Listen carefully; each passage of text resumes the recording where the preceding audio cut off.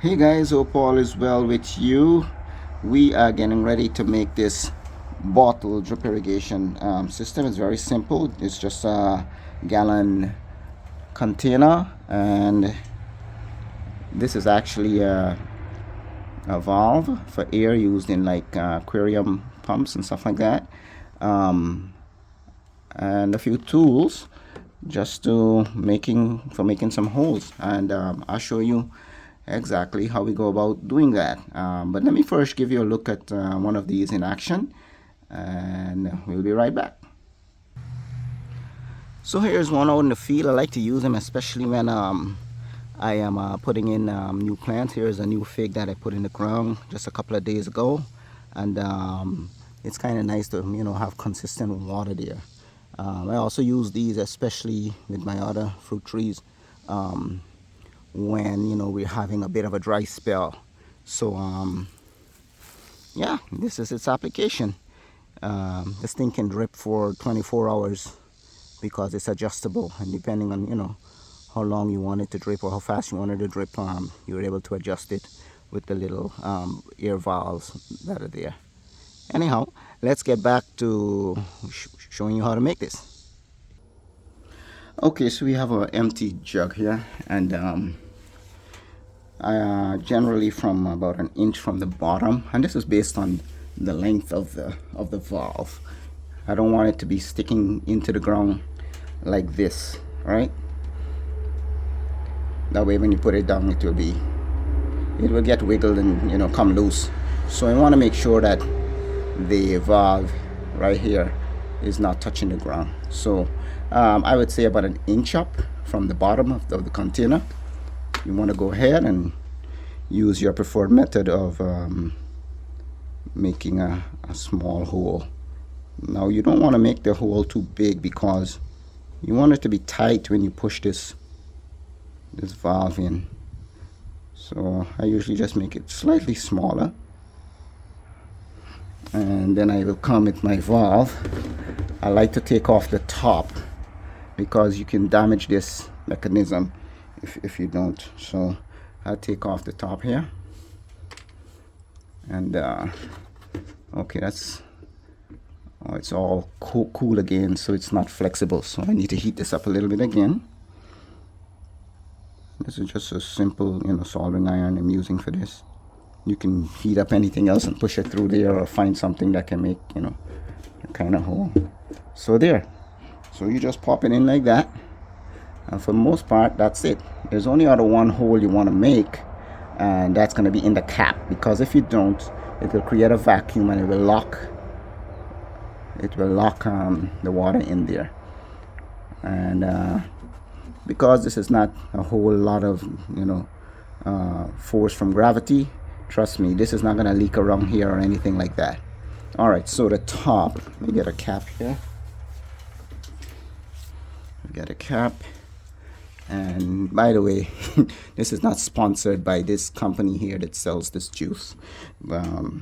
Just letting you guys know that. I like to make my hole from in the cap from inside out. That way, if it's because if it's concave like this from the outside, what happens, dust can get in there depending how small I make the hole.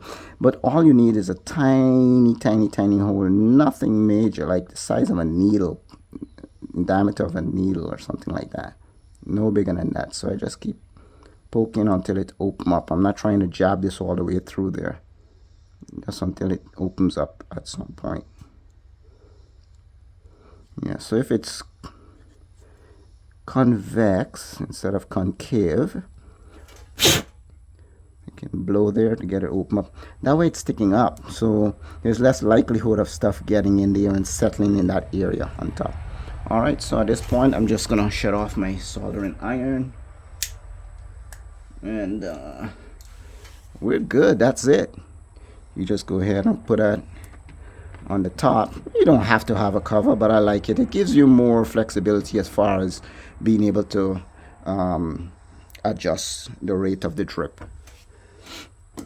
Anyway, we've got some water here in this one, and I like to just kind of give you a demo of adjusting it, showing you how it drips. Here we go. So you can easily set this like this. So open up. And the beauty about this too, guys, is that you could put, you know, your liquid fertilizer in this, so you can drip like that. And you'll be surprised how long this would drip for.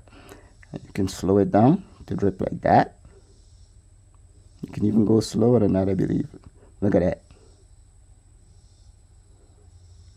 And as long as your container stays pretty clean and there's nothing going on the inside, or the water is pretty, you know, filtered, there's not a bunch of crap in it, this is not going to plug up or anything like that. And as you can imagine, at this rate currently, it can drip for quite a bit of time. I've actually experimented with even putting solid, like a slow release fertilizer.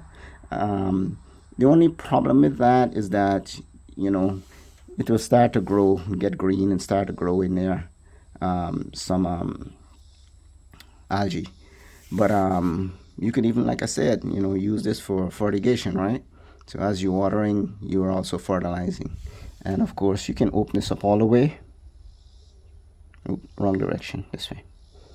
And it will flow like that if need be.